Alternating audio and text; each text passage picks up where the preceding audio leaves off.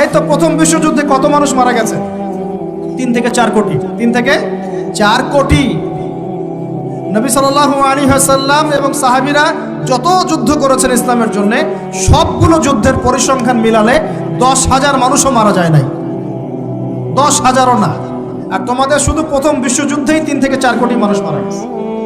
Second world ওয়ারে মারা গেছে 7 থেকে 8 কোটি মানুষ। ভিয়েতনাম যুদ্ধে এরকম প্রায় 4 থেকে 5 লক্ষ, আরও বেশি হতে পারে। চায়নায়, রাশিয়ায়, আপনার ইতালিতে যে বড় বড় রেভলিউশনগুলো হয়েছে, দেখবেন লক্ষ লক্ষ মানুষ মারা গেছে, লক্ষ লক্ষ। এই যে শুরু হচ্ছে ইউক্রেন রাশিয়া, এই যুদ্ধ এত তাড়াতাড়ি থামবে না, এই যুদ্ধ এত দ্রুত বন্ধ হবে না, এটা কন্টিনিউয়াসলি চলতে থাকবে। ওদের প্ল্যান ছিল সিরিয়াকে নিয়ে, সিরিয়াকে কেন্দ্র করে তার একটা মালহামা চেয়েছিল, গ্রেট ওয়ার, বিশ্বযুদ্ধ। ওটা হয়নি, আলহামদুলিল্লাহ হয় নাই, আলহামদুলিল্লাহ হয়নি। এখন নতুন পরিকল্পনা হচ্ছে এই যে ইউক্রেন রাশিয়া ইস্যু নিয়ে সারা ওয়ার্ল্ডে একটা ফেতনা সৃষ্টি করে। অলরেডি তারা ফেতনা সৃষ্টি করেই ফেলেছে। গ্যাসের দাম বেড়ে গেছে, তেলের দাম বেড়ে গেছে, এক্সপোর্ট ইম্পোর্ট কলাপস করছে, অনেক সমস্যা হচ্ছে। এবং এটাকে জিয়ে রাখা হচ্ছে অস্ত্র দিয়ে, প্রযুক্তি দিয়ে, হ্যাঁ, ট্যাঙ্ক দিয়ে, সমরাস্ত্র দিয়ে ওরা জিয়ে রাখছে যুদ্ধটাকে, যে চলুক, কন্টিনিউয়াসলি চলতে থাক। কারণ তাদের উদ্দেশ্য হচ্ছে পুরো বিশ্বে একটা ম্যাসাকার যুদ্ধ লাগানো। এটা আস্তে আস্তে আপনারা বুঝতে পারবেন, আমাকে কিছুই বলতে হবে না, আস্তে আস্তে আপনারা এমনি বুঝতে পারবেন।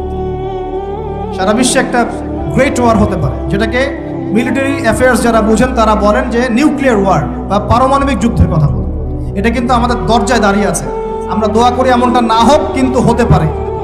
আমরা দোয়া করি এমনটা না হোক, কিন্তু হতে পারে। হলে কি হবে সেই চিন্তা আমাদের করতে হবে। তো যারা বলে ইসলাম তরবারির জোরে ছড়িয়েছে, তাদের এইসব কথা বলার কোনো অধিকার নাই, এতে লজ্জা করা উচিত।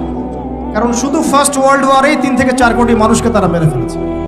আমরা কি তরবারের জোরে ইসলাম প্রচার করেছি, নাকি আদর্শের জোরে হয়েছে? আদর্শ দেখে, মুসলিমদের চরিত্র দেখে, তাদের চারিত্রিক মাধুর্য দেখে, কোরআন সুন্নাহর প্রামাণ্যতা দেখে লক্ষ লক্ষ মানুষ ইসলাম কবুল করেছে, আলহামদুলিল্লাহ। এখনও করছে, আলহামদুলিল্লাহ। এখন যে সারা বিশ্বে মানুষ মুসলিম হচ্ছে, কোন জায়গায় মুসলিমরা গলার জোরে, তরবারের জোরে ইসলাম প্রচার করছে দেখান দেখি। এখন কি বিশ্বে মানুষ মুসলিম হচ্ছে না? হচ্ছে কি না? পশ্চিমা সভ্যতার মানুষরা মুসলিম হচ্ছে না? এখন কি আমরা যুদ্ধ করছি? তরবারি দিয়ে ওদেরকে ধরে রেখেছি, এই ইসলাম কবুল কর, এটা বলেছে?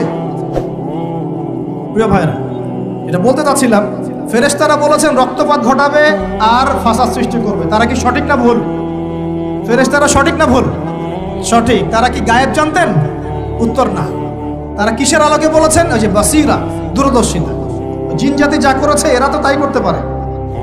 আল্লাহ পাক কি বলছেন? আল্লাহ পাক বলছেন ইন্নী আ'লামু মা লা তা'লামুন, আমি যা জানি তোমরা তা জানো না। মানে আমার অনেক শুকরগুজার বান্দা থাকবে যারা আমার আনুগত্য করবে, আমার বিরুদ্ধাচরণ করবে না।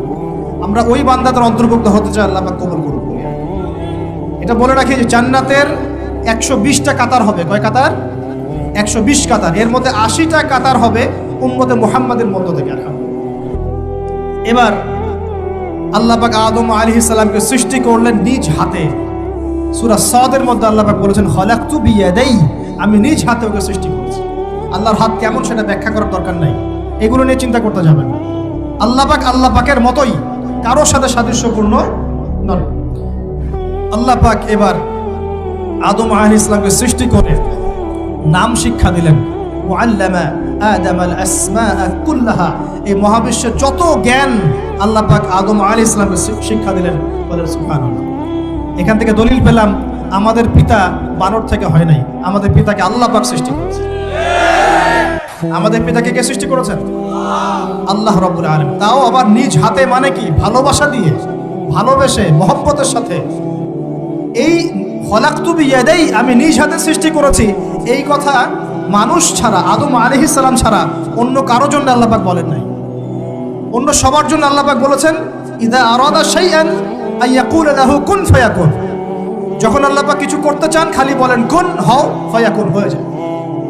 ওখানে আল্লাহ পাক বলেন না সাগর সৃষ্টি করেছে হাত দিয়ে, এই গ্রহ নক্ষত্র সৃষ্টি করেছে আমার হাত দিয়ে। আল্লাহ পাক এমনটা বলেন নাই। আদম আলাইহিস সালামকে আল্লাহ পাক কত মহব্বত করেন। আল্লাহ পাক বলছেন যে আমি তাকে আমার নিজ হাতে সৃষ্টি করেছি। আর আজকে তোমরা শেখাচ্ছ মানুষকে, আস্তাগফিরুল্লাহ, যে মানুষ বানর থেকে হয়ে যায়। কত বড় কুফরি, কত বড় শিরক, কত বড় লজ্জা। নিজের সম্মান মানুষ নিজে ভেবে নষ্ট করতে পারে, নিজের সম্মান নিজে নষ্ট করতে পারে। আমাদেরকে আল্লাহ সৃষ্টি করেছেন আদম আলাইহিস সালাম থেকে। তারপর যান, শুধু সৃষ্টি করেন নাই, আল্লাহ পাক সমস্ত নাম শিক্ষা দিয়েছেন। নাম মানে এখানে শুধু নাম, মঙ্গল, নেপচুন, প্লুটো এগুলো না। নাম মানে হচ্ছে জ্ঞান। নাম মানে কি? জ্ঞান। একটা এক্সাম্পল দেই, যখন আপনি বাচ্চাকে বলেন যে A for Apple, A for কি? অ্যাপল যে শেখাচ্ছেন, অ্যাপল বলতে কিন্তু সে শুধুমাত্র একটা ওয়ার্ড শিখে না, ও কিন্তু শিখে অ্যাপল মানে একটা এমন কিছু যেটা খেতে হয়। কি করতে হয়? খেতে হয়। যখন আপনি শেখান এ ফর অ্যান্ট, ও বুঝতে পারে অ্যান্ট হচ্ছে একটা সৃষ্টি, এটা চলাচল করে, কালো কালো দেখতে, ও কিন্তু মাথার মধ্যে ওটা ছবি এঁকে নেয়। তো এটা নাম মানে শুধু নাম না, জ্ঞান। আল্লাহ পাক আদম আলাইহিস সালামকে সমস্ত জ্ঞান শিক্ষা দিলেন। আল্লামাল ইনসান মা লাম ইয়ালাম, আল্লাহ বলছেন আমি মানুষকে সেই জ্ঞান শিক্ষা দিয়েছি যা মানুষ জানতো না। মানে আমরা সৃষ্টিগতভাবে জ্ঞানী ছিলাম না, আল্লাহ পাক জ্ঞান শিক্ষা দিয়েছেন। কোন জ্ঞান শিক্ষা দিয়েছেন? যে জ্ঞান ফেরেশতাদেরও ছিল না। বলেন সুবহানাল্লাহ। আল্লাহ পাক জ্ঞান শিক্ষা দিয়ে ফেরেশতাদের সামনে নিয়ে গিয়ে বলছেন তোমরা এই নামগুলো বলো দেখি। ফেরেশতারা বলছেন লা ইলমা লানা ইল্লা মা আল্লামতানা, আল্লাহ আমাদের তো সেই জ্ঞান নাই, যা আপনি শিখিয়েছেন অতটুকুই জানি, এর বেশি জানি না। এবার আল্লাহ পাক বলছেন ইয়া আদম আম্বিহুম বিআসমাইহিম, আদম তুমি সব নাম বলে দাও দেখি। আদম আলাইহিস সালাম সমস্ত নাম ধর করে সব বলে দিলেন। আমাদের পিতা জ্ঞানী ছিলেন না? ছিলেন না? আল্লাহ পাক নিজে তাকে জ্ঞান শিক্ষা দিয়েছে। আর আমরা বলছি মানুষ আস্তাগফিরুল্লাহ অন্য প্রাণী থেকে আসছে। সুবহানাল্লাহ, কত অদূরদর্শী মানুষেরা, কত সুদূর প্রসারী একটা কুফরি মতবাদ। এবার আল্লাহ পাক আদম আলাইহিস সালামকে বলছেন তুমি নাম বলে দাও, তিনি সব নাম বলে দিলেন। এবার গিয়ে আল্লাহ পাক ফেরেশতাদেরকে বলছেন এবার তোমরা একটা কাজ করো, ইয কুলনা লিল মালাইকাতি ইসজুদু লি আদম, তখন আল্লাহ পাক বলছেন যে আমি ফেরেশতাদেরকে বললাম তোমরা সবাই এখন আদমকে সিজদা করো। বলেন সুবহানাল্লাহ। কত সম্মান আমাদের পিতার। মহাবিশ্বে ফেরেশতাদের সামনে আল্লাহ পাক তাকে সিজদা করালেন ফেরেশতাদেরকে দিয়ে। ফাসাজাদু, সবাই সিজদা করলো, ইল্লা ইবলিস। কে সিজদা করলো না? ইবলিস। এখানে একটা বিষয় মনে রাখেন, আমাদের পিতাকে কিসের কারণে সম্মানিত করা হয়েছে? শারীরিক গঠন, চেহারার সৌন্দর্য, টাকা পয়সা, রিজিক, কোনটার কারণে? এইটাই মনে রাখবেন। মুসলিম উম্মাহ যদি আজকে সারা বিশ্বের নেতৃত্ব দিতে চায়, সবাইকে জ্ঞানী হতে হবে, জ্ঞানের বিপ্লব ঘটাতে হবে। বলেন সুবহানাল্লাহ। বলেন আমিন। এই জ্ঞানের বিপ্লব ঘটাতে পারলে ইনশাআল্লাহ মুসলিম উম্মাহ আবার সেই জায়গায় যাবে যেখান থেকে আমরা এসেছি। জ্ঞান ছাড়া আমরা কিচ্ছু করতে পারবো না। আর এই জ্ঞান মানে শুধু একমুখী শিক্ষা নয়, জেনারেল শিক্ষা, ইসলামিক শিক্ষা, এই দুটাকে হারমোনিয়াসলি কম্বাইন্ড করতে হবে, করে এমন জ্ঞান অর্জন করতে হবে যে জ্ঞান দিয়ে বিশ্বকে আমরা চ্যালেঞ্জ করতে পারবো। এটাই এই বিশ্বের সবচেয়ে বড় চ্যালেঞ্জ এখন, মুসলিমদের সবচেয়ে বড় চ্যালেঞ্জ এখন এটাই। ইসলামিক শিক্ষা এবং জেনারেল শিক্ষাকে একত্রিত করে এমন প্রজন্ম তৈরি করা যে প্রজন্ম আগামী দিনে উম্মাকে নেতৃত্ব দেবে ইনশাআল্লাহ। এই একটা কাজ যদি কেউ করে যেতে পারে, আল্লাহ পাক তৌফিক দেখ, আমরা দোয়া করে আল্লাহ পাক এমন নেতা আমাদের উপরে নিয়ে আসুক যারা এরকম প্রজেক্ট লঞ্চ করতে পারে। বলেন আমিন। দোয়া করতে কোনো সমস্যা? অথবা যদি কেউ হাল না ধরে, আল্লাহ পাক যেন এমন কিছু মানুষ তৈরি করে দেন যারা এই জ্ঞানতাত্ত্বিক বিপ্লব নিয়ে কাজ করবে ইনশাআল্লাহ। এটা সবচেয়ে ইম্পর্টেন্ট কাজ এখন, না হলে আজকে থেকে 20-30 বছর পরে এই প্রজন্মকে আপনি আর খুঁজে পাবেন না। দেখবেন এমন প্রজন্ম চলে আসছে যারা বলবে আল্লাহর সাথে আমাদের কোনো সম্পর্ক নাই, নামাজ পড়বে না, রোজা রাখবে না, যাকাত দিবে না, আল্লাহকে চিনবে না। দেখে নিয়েন, আমরা দোয়া করি এমনটা না হোক, কিন্তু যদি আমরা হাল ছেড়ে দিই এখন, এমনটাই হবে সামনে। এটা খিদিরের দৃষ্টিভঙ্গি দিয়ে আপনাদেরকে বললাম, জ্ঞানতাত্ত্বিক রেভলিউশন দরকার।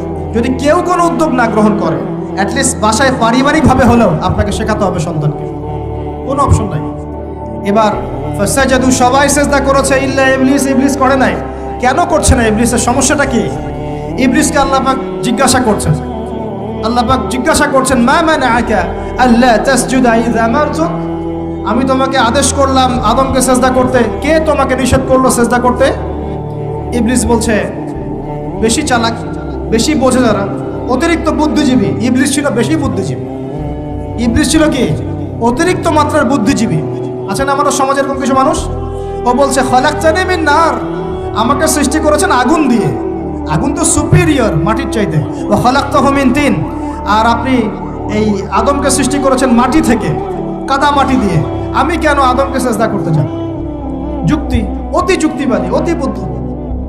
আল্লাহ পাক বলছেন ফাখরুজ মিনহা ফাইন্নাকা রাজিম, এখান থেকে বের হয়ে যাও, তুমি অভিশপ্ত। ফাইন্না আলাইকা লা'নাতা ইলা ইয়াউমিদ্দিন, আমার আদেশ লঙ্ঘন করার কারণে কিয়ামত পর্যন্ত তোমার উপর লানত অভিশাপ বসবে। আল্লাহ পাক তাড়িয়ে দিলেন, একদম থ্রোন অ্যাওয়ে। আমরা বলি না আউযু বিল্লাহি মিনাশ শাইতানির রাজিম, রাজিম শব্দের মানে হচ্ছে বিতাড়িত, থ্রোন অ্যাওয়ে, কার্সড, যাকে অভিশাপ করা হয়েছে। এবার ভালো